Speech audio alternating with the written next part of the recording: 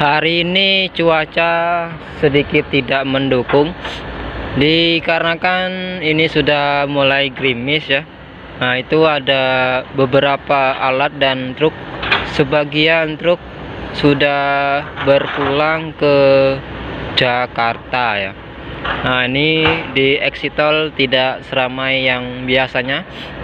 Oke, ini sudah sepi dikarenakan sebentar lagi akan memasuki tahap pengerasan pakai batu ya. Nanti kita arah ke sana ya habis ini. Nah, ini cuman ada beberapa truk yang melintas tuh.